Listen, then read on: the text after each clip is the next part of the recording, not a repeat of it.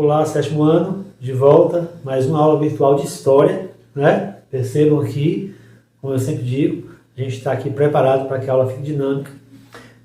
Conteúdo de hoje, Absolutismo e Mercantilismo, capítulo 5 do livro, página 93. Então, você que está aí agora assistindo a aula, pegue o seu livro, prepare, para que você possa acompanhar aqui essa introdução da aula, tá ok? Vamos lá. Gente, quando fala de absolutismo, antes, creio eu, que se for possível, vamos ter hoje participação especial, participação na aula nossa hoje, né?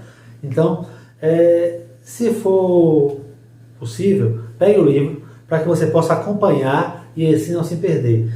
É um assunto que vamos dividir em duas etapas, duas aulas. Esta, primeira aula, e a segunda, tá ok? Quando fala em absolutismo, a palavra absolutismo vem de absoluto, não é? Vamos falar no momento europeu onde os reis tinham poder absoluto, não é?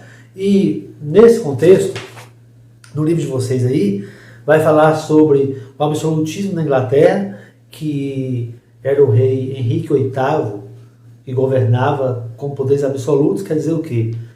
As leis eram feitas de acordo com o desejo e o humor do rei. Não existia uma constituição. E se existisse, ele estava acima dela. A lei não era para todos. Era para todos, menos para o rei. Ok? Na França, a família Bourbon dominava. E assim, sucessivamente, cada país tinha uma família que dominava.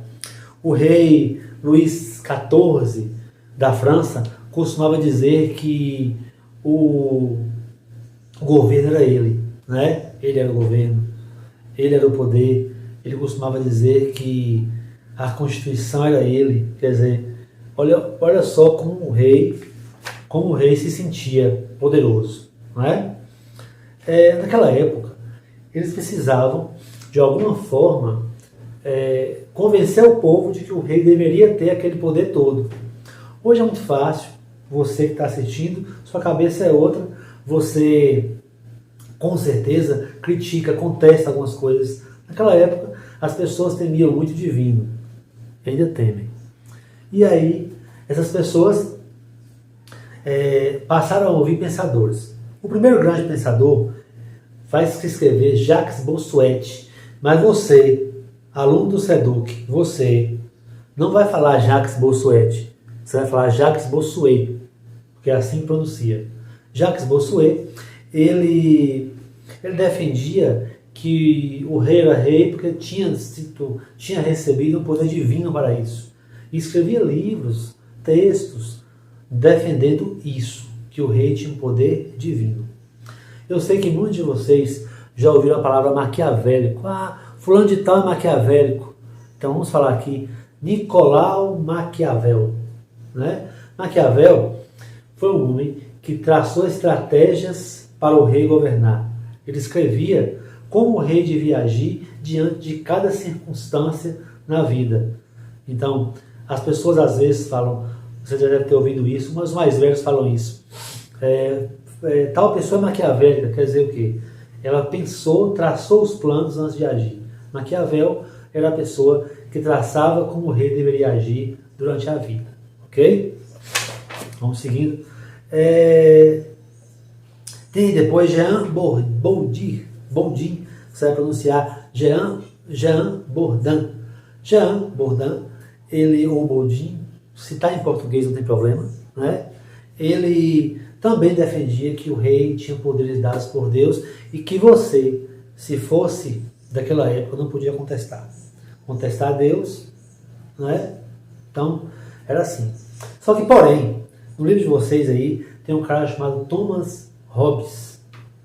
Esse cara já vai começar a romper o pacto, porque ele vai dizer o seguinte, que o poder real tinha que surgir de um acordo entre o povo e o rei. Olha, já começam a surgir aí mudanças no que seria o poder real. Ele defendia que o poder do rei ele era resultante do todo. Então o rei era formado por todos, que deveria haver diálogo, ok? Nessa época, galera, surgiu a etiqueta. Não é etiqueta de roupa não. É etiqueta de bons modos. A classe real, a burguesia, a nobreza, assim por dizer, a burguesia, porque a burguesia, a alta burguesia costumava imitar a nobreza. A nobreza, ela passou a mudar algumas práticas para se diferenciar do resto do povo. Por exemplo, inventaram talheres para comer, criaram maneiras de sentar à mesa, que talher vem depois, que taça podia tomar, que copo que podia tomar. Então, a etiqueta, essa maneira de comer, de sentar à mesa, surgiu nessa época como maneira para diferenciar a nobreza do povo comum.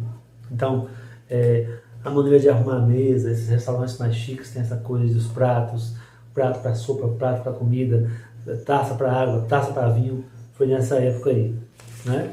O ser humano e suas invenções, né? Palácio de Versalhes, não preciso dizer, o símbolo do absolutismo real da Revolução Francesa, né? Então, palácio gigantesco, palco de muitas batalhas que vocês inclusive já viram, né?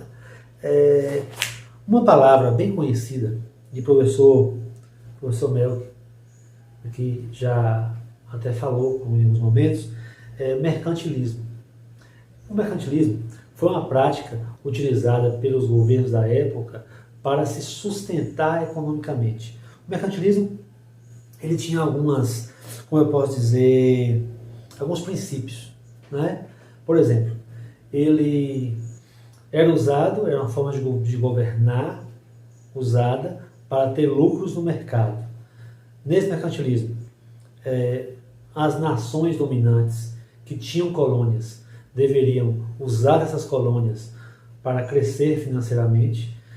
Essas nações usariam o metalismo, que era usar esses países dominados para ter a maior quantidade de metais possíveis, porque quem tem mais ouro tinha mais riqueza. E essas nações também, elas produziam o chamado pacto colonial, quer dizer, a colônia, que era o país dominado, só poderia fazer comércio com o país dominante, ou com quem o país dominante autorizasse, desde que o país dominante tivesse lucro, certo? Vamos colocar aqui uma imagem, para que vocês possam ver, do rei, vou procurar aqui uma imagem de um rei para vocês, o rei Henrique VIII, né? O rei da época, deixa ele aí, né? Então, dizia que ele era o Sol, né? Galerinha, o rei Sol era o rei Luís XIV, né? Gente, vê só. Então, tá aí a introdução do conteúdo nosso.